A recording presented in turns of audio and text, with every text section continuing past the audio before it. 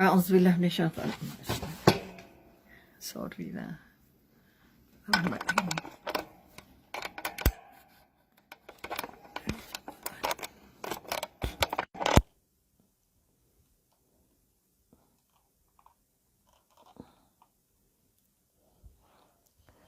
A'udzubillah minasyaitonir rajim. Bismillahirrahmanirrahim.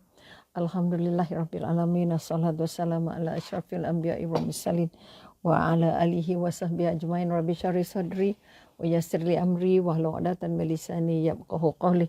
Sekali lagi kita panjatkan rasa syukur setinggi-tingginya ke hadrat Ilahi dengan ungkapan alhamdulillah yang tidak pernah lekang dan tidak pernah luput dari bibir kita. Mudah-mudahan ungkapan ini menjadikan kita benar-benar merasa bahawa aku adalah hamba Allah.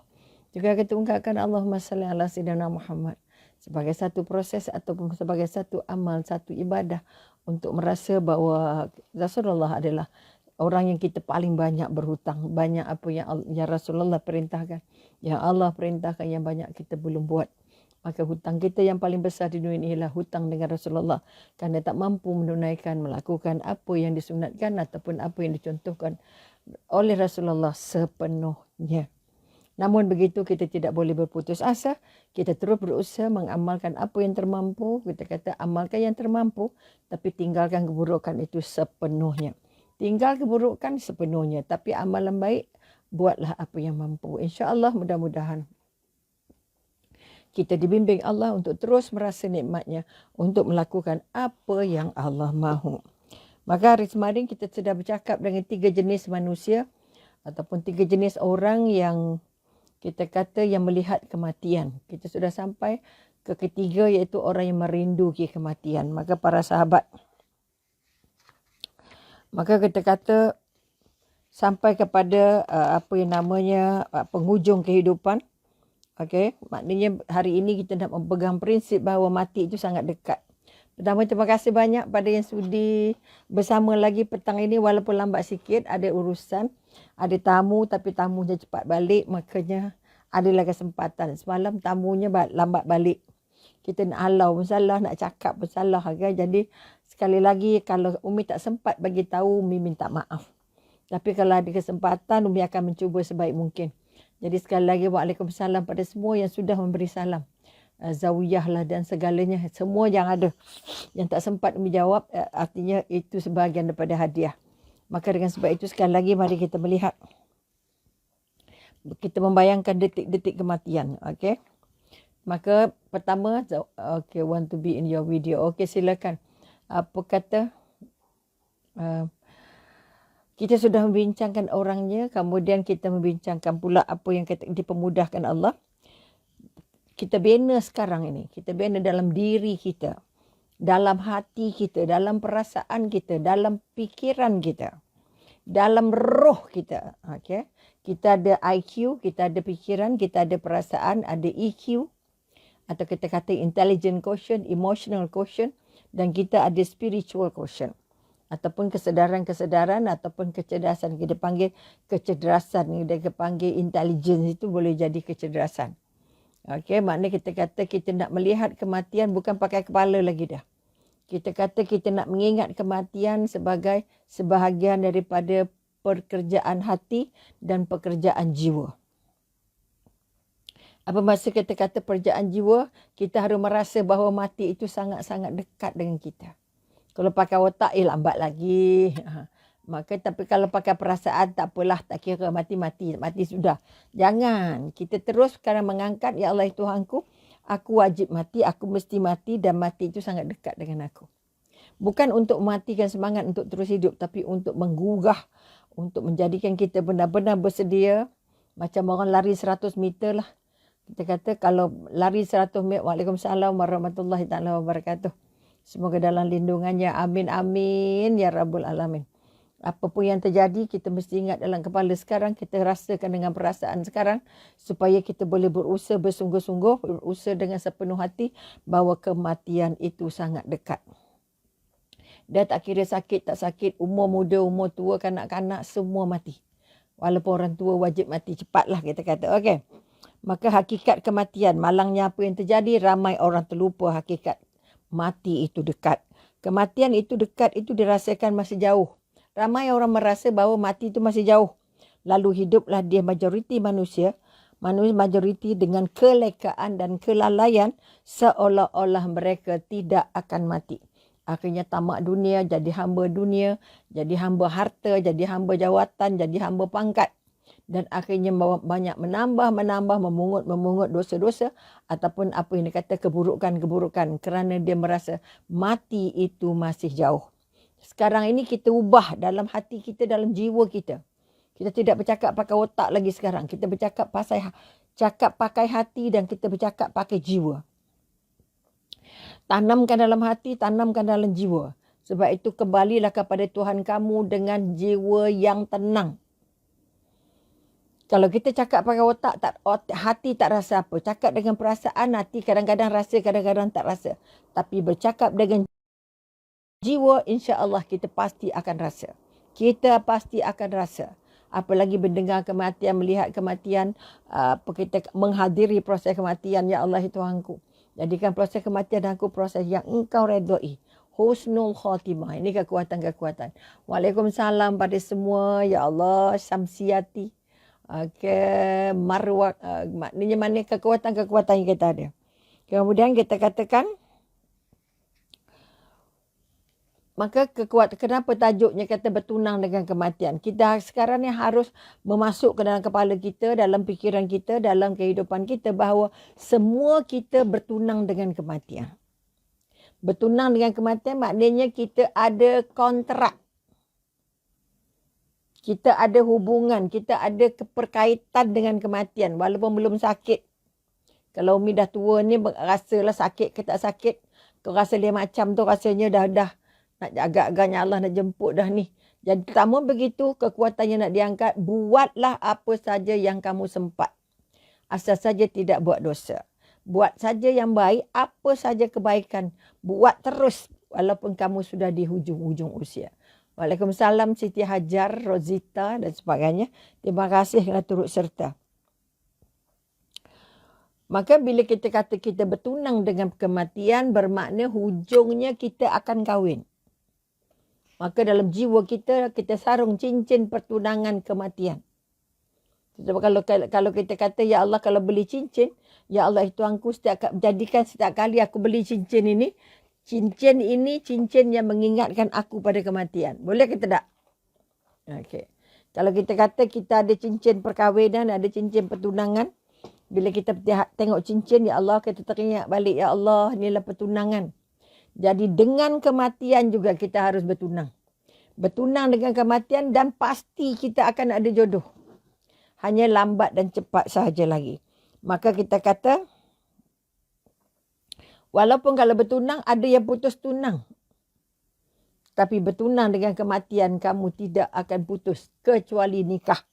Atau itu kali itu istilah. Bila jodohnya sampai, bila masanya sampai, bila saatnya sampai, pasti kita akan dinikahkan dengan perkahwinan. Jadi masanya saja, hanya menunggu masa dan ketika yang sesuai. Dan syukurnya Alhamdulillah atas Maha Agung Allah bahawa kita tak tahu bila tarikh pernikahan kita dengan kematian. Okay? Tapi semua orang pasti akan nikah dengan kematian. Okay? Dan merasalah bahawa kita sebenarnya sudah semakin dekat. Kalau umur Umi ni sudah semakin dekat. Umur 70 di mana bunyi loceng. Kematian sudah berlaku 4 kali. Okay, umur 40 sekali, 50 sekali, 60 sekali. 40 sekali, 52 kali, 60 3 kali dan 70 adalah 4 kali loceng kematian sudah berbunyi. Sama ni kita dengar ke tak dengar saja lagi. Nur Hazza, waalaikumsalam. Terima kasih turut serta. Haslina Hamzah, okey, terima kasih turut serta. Kita harus merasa makin lama makin dekat. Sebab itu umur kita walaupun jumlahnya atau nombornya semakin besar, bermakna bukan makin panjang tapi makin pendek. Makin pendek. Okay, masa tarikh dan tempat yang kita tak tahu. Pasti pada ayat, maknanya kita kata detik-detik itu berlaku. Apabila usia kita sudah meningkat, umur kita bukan semata-mata bertambah, semakin pendek. Maka sekali lagi, selamat menyambut hari jadi haruslah bukan lagi selamat panjang umur, tapi selamat pendek umur patutnya. Jadi kalau boleh kita tak kata selamat panjang umur, kita kata selamat berkati umur. Kalau selamat berkati umur, maknanya kita minta berapa pun umur yang Allah bagi, kita hendak umurnya berkah. Umurnya berkah maknanya apa? Okey, selamat datang Zaitun. Assalamualaikum, salam Umi. Waalaikumsalam Zaitun. Rindu Allah, mudah-mudahan kita dapat mengubat rindu dengan pertemuan-pertemuan ini. Dan juga Sabariah, terima kasih banyak kerana turut serta. Maka setelah kita bertunang, maka kita berbayangkan detik-detik kematian kita. Okey? Ziarahilah jenazah. Sebab itu kita kata satu daripada pahala, satu daripada kebaikan, satu daripada amal yang antara yang Allah sanjung ialah pergi melawat atau ziarah kematian. Kerana kita katakan menziarahi jenazah untuk mengingatkan kita kepada kematian. Kalau ada orang meninggal, pergilah kerana itu akan mampu mengingatkan kita. Ya Allah, matinya macam mana, matinya begini, matinya begitu, matinya jatuh, matinya luka, matinya tersedak, matinya sesak jantung. Jadi dengan mendengar maklumat-maklumat itu dapat membaiki diri kita. Membantu diri kita berdoa, ya Allah Tuhanku mudahkan aku dengan Lailatul Qadar, Sakratul Maut. Okay? Aisyah, terima kasih. Waalaikumsalam. Okay, Mas Lina, waalaikumsalam. Terima kasih turut serta. Ketika jenazah saudara kita, kawan kita, sahabat kita terbujur, cuba bayangkan yang terbujur itu adalah kita. Bayangkan yang terbujur itu adalah kita. Mas Linda, Nur Hasniah, Nirini, terima kasih turut serta. Waalaikumsalam semua. Maka kekuatan bayangkan yang terbujur itu kita. Sebab itu Abu Darda mengatakan apa? Apabila kamu terkenang kepada orang yang telah mati. Apabila kamu terkenang pada orang yang telah mati, maka anggaplah dirimu sudah seperti mereka. Kalau kita teringat orang meninggal, ya Allah. Okay? Sebab itu kita kata inna lillahi wa inna ilaihi raji'un. Bila kita dapat kematian, Allah sesungguhnya kematian itu adalah miliknya Allah. Dia pergi dulu, kita akan menyusul kemudian insya-Allah. Okay, bila kita dapat membayangkan bila melihat jenazah, ya Allah, bayangkan bahawa jenazah itulah jenazah kita. Macam mana kita melihatnya, macam mana orang melayannya, macam mana orang buat. Okay, akan tiba masanya kita sendiri akan memakai kain kafan yang putih sebagai ganti pakaian mahal, cantik ketika hidup. Okay, sebab itu kita kata jangan bangga sangat dengan pakaian, jangan sombong sangat dengan pakaian, jangan belagak sangat dengan pakaian kerana pakaian itu tidak kita bawa masuk ke liang lahat. Yang kita bawa adalah passionnya satu, passionnya sama. Okay? Itulah passion pakaian di alam barzah. Bayangkan kita bau-bau kapur barus. Kita duduk pakai pewangi-pewangi, perfume. Tapi bila kita mati, setiap lipatan, setiap lapis kain kapan kita itu ditabur dengan kapur barus. Okay? Tidak lagi kita menggunakan wangi-wangian. Okay? Bayangkan aroma kapur barus yang berselerak di keliling jenazah. Itulah bau yang dapat menghilangkan bau hanyir dan busuk yang ada pada jenazah. Kenangkan kita yang berwangi-wangian ketika hidup dan akan mati sebagai bangkai yang paling busuk.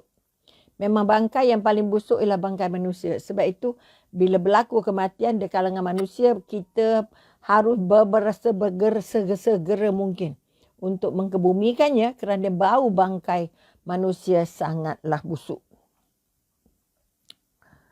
Kemudian kita katakan, kemudian kita lihat semua ahli keluarga yang pasti kita akan tinggalkan. Okay? Ada yang berdoa, ada yang baca Quran, ada pula yang berteleku, ada pula yang bersujud, ada yang muram bila melihat jenazah kita. Bayangkan ada orang yang baca Quran, ada orang baca Yasin, ada orang rasa sedih. Okay? Sebentar lagi semuanya akan pergi. Bila kita bayangkan jenazah itu adalah jenazah kita, maka kita akan mengikut prosesnya secara teliti. Dan kembara kesendirian kita menghadapi alam-alam yang tak pernah kita lalui dan alam-alam yang sangat asing dengan kita. Okay, itulah kebimbangan-kebimbangan yang disuarakan oleh Amru bin Al-As Ibnu radhiyallahu anha. Dia berkata apa? Ketika kamu semua telah mengkebumikan aku. Ini pesan ke anak dia.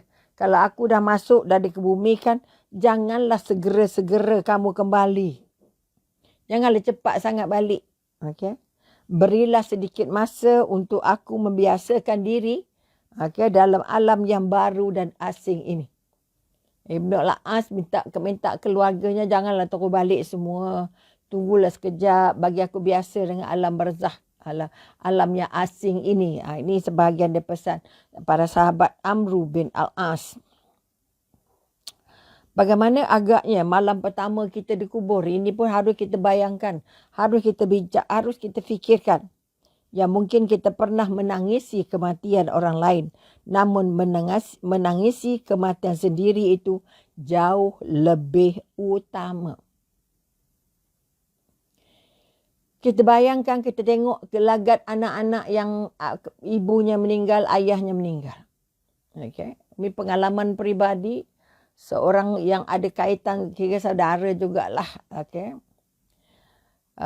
Ayahnya meninggal. Anaknya masa itu ada 5 laki-laki. Tapi jenazahnya terkujur di dalam rumah. Anaknya di luar rumah bersembang setengah mati. Macam sembang kedai kopi.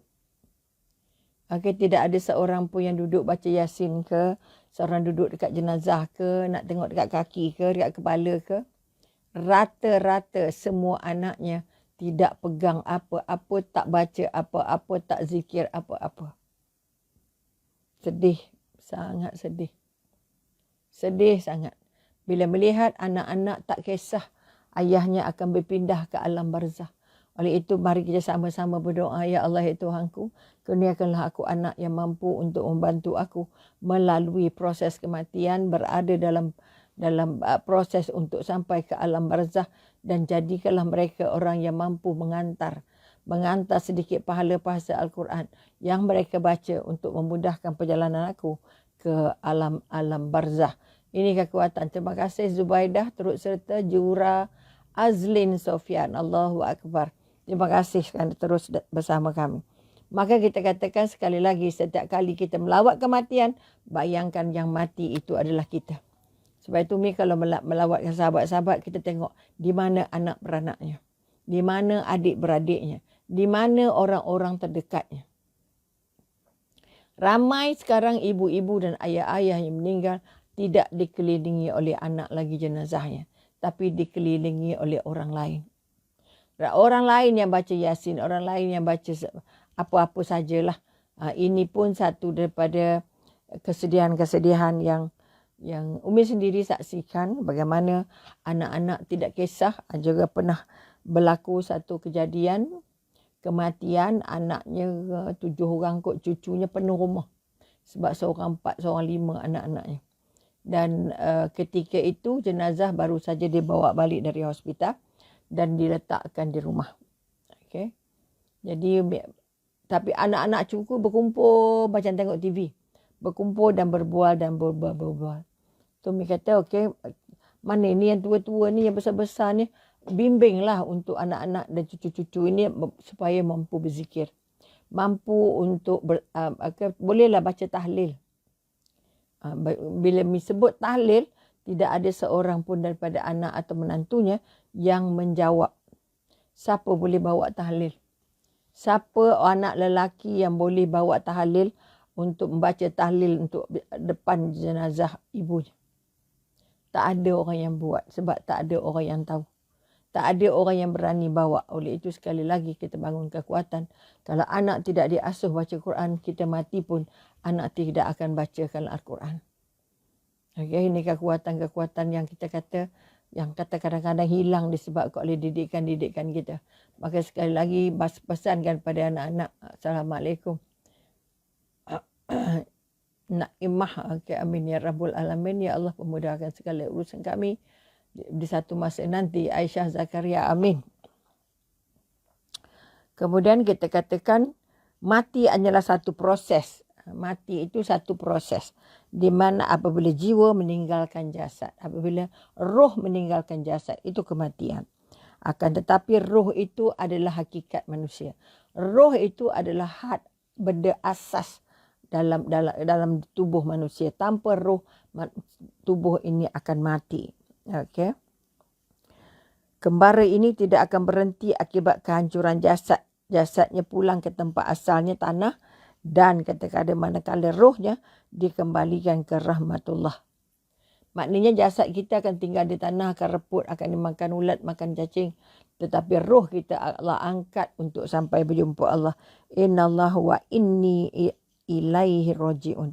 Kami ini miliknya Allah dan kepadanya lah kami akan dikembalikan. Surah Al-Baqarah 156. Maknanya kita sentiasa berserah diri. Roh itu terus kekal sebaik saja diciptakan. Benar kata Umar Abdul Aziz. Maka roh kita akan berangkat naik berjumpa Allah. Manusia diciptakan untuk selamanya. Mari kita mula, okey. Marilah kita mulakan semula kehidupan dengan membayangkan pengakhiran. Okey, maknanya kita kata kalau kita nak terus hidup dalam keadaan yang sihat, dalam kata berbasi, maka bacalah kisah-kisah masa silam untuk mendorong. Maka bila kata-kata begin with the end in mind, maknanya tolong belajar melalui kehidupan ini dengan banyak memikirkan kehidupan selepas mati. Okay, itu kata begin with the end in mind. Maknanya kita memikirkan kehidupan ini sampai ke peringkat kita dijemput Allah. Detik-detik akhir menjelang kematian dinamakan sakaratul maut. Sakarat ini berarti mabuk. Orang yang sakaratul maut memang mabuk, tak sedar diri. Okey, pada saat inilah ujian yang sangat berat dan dahsyat akan berlaku sehingga menyebabkan kita bagaikan mabuk. Okey. Kita akan lupa segala-galanya yang berada di sekeliling kita. Apabila yang diingat hanyalah nasib diri. Jika beriman, hanya kepada Allah lah tempat berharap. Akan tetapi pada yang tidak beriman, gambaran celaka sudah tertera dalam fikiran dan bayangan mata. Kalau orang yang celaka, orang yang menahan, orang yang melawan Allah, maka kematian itu merupakan satu yang sangat-sangat memberatkan. Sangat-sangat menyulitkan. Terima kasih Nurini. Cepat dibacakan Al-Quran di masa mati. Seterusnya hingga jenazah dihantar ke kubur. Begitu? Boleh ke? Boleh insya-Allah. Kita niatkan sedekah dan pahalanya sampaikan kepada yang mati insya-Allah. Okey. Kalau ikut mazhab Maliki dan mazhab Hanafi, dia kata baca mungkin tak sampai, tapi ikut mazhab lain, apa pun yang kita sedekahkan kepada ibu dan ayah kita diterima Allah. Okey. Kemudian kita nak melihat apakah kegoncangan, apakah kalut-kalut yang berlaku ketika kematian. 6 kegoncangan kematian. Okey. 6 goncangan. Seorang yang menghadapi mati akan berdepan dengan 6 goncangan yang benar-benar menguji keimanannya. Kegoncangan rasa gelisah. Pertama, kita kata mati yang datang tiba-tiba. Mati datang tiba-tiba membuat penghuninya pasti bila kita akan mati di mana dan bagaimana bentuk kematian itu. Itu persoalan yang dalam kepala. Berapa ramai di antara 300,000 korban tsunami Aceh menyangka bahawa mereka mati pada 26 Disember. Okay. Laut tempat mencari rezeki dan bersukaria mengamuk dengan tiba-tiba tanpa dapat dikesan oleh sebarang peralatan teknologi. Ini bermakna kita kata kalau kita mula hidup tanpa nak negur orang, akhirnya kita tak mampu tegur siapa-siapa. Okay. Begitu juga terjadi pada 11 September. Okay. Kemalangan dan kematian mengejut tanpa amaran awal. Maknanya tidak ada amaran, tahu-tahu kata api hilang je. Okay. Berapa ramai anak-anak muda yang sedang bermain pagi dan petang. Selangkang kain-kain kapalnya sudah mula dikoyakkan orang.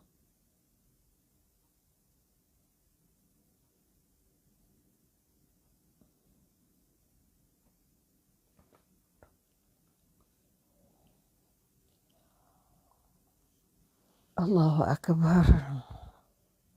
Nampak gayanya kita tak dapat nak meneruskan. Okey, kita sambung esok. Bukan esok. Esok apa ya? Esok hari Sabtu. Okey. InsyaAllah kita sambung di masa akan datang. Sekali lagi, saya nak ucapkan terima kasih kepada semua ahli keluarga Sembang Petang yang sempat dipilih Allah. Mudah-mudahan pilihan ini adalah pilihan yang tepat untuk menjadi calon-calon syurga Allah. Maka banyak-banyak bertaubat, banyak-banyak minta ampun, banyak-banyak menyesali diri. Banyak-banyak membina, memakan dan juga hidup dengan cara yang benar. Kalau itu benar, insya-Allah kematian kita jadi tidak begitu sulit. Hisham, Allahu Akbar, Sariah Ramli. Terima kasih seluruh hadir kerana kita sudah sampai ke penghujung. Oh, ada sikit lagi. Kita kata ada jenis-jenis kematian, goncangan-goncangan ketika kematian. Satu kita kata apa? Mati yang datang tiba-tiba. Okey, pastikah bila kita akan mati di mana dan bagaimana bentuk kematian itu. Kita tak boleh jawab soalan ini kerana kita tak pasti sama ada kita mati dekat depan keluarga, dalam kawan, dalam kerabat dan sahabat. Okey, ataupun mati dia tertenggelam di laut dan sebagainya. Mati tiba-tiba, okey. Kalau kita kata kita ambil di Jepun tadi, dia kata dia berapa ramai antara 300,000 korban tsunami Aceh. Oh, ini tsunami Aceh. Okey, maknanya kita katakan laut tempat cari rezeki bersukaria dan mengamuk. Ria mengamuk dengan tiba-tiba tanpa ada dikesan oleh sebarang peralatan teknologi. Maknanya walaupun ada alat-alat yang boleh menyukat datangnya gelombang, tetapi kalau tidak kena gayanya, tidak betul caranya, tak betul masanya, Allah tak bagi benda tu kita gunakan. Okey. Berapa ramai di antara 300,000 korban tsunami Aceh menyangka bahawa mereka akan mati pada 26/204. Laut tempat mereka mencari rezeki dan suka bersukaria mengantuk dengan tiba-tiba tanpa dapat dikesan oleh sebarang peralatan teknologi. Kedatangan kematian, kedatangan malapetaka tak dapat disusun dengan teknologi.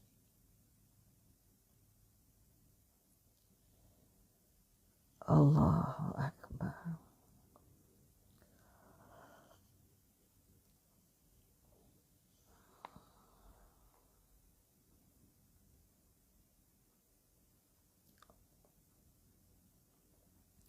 Begitu juga apa yang terjadi pada 11 September. Okay, 2001 kerana ribuan rakyat Amerika mati tertimbus oleh runtuhan bangunan akibat dilanggar oleh pesawat yang tidak dapat dijangka sama sekali.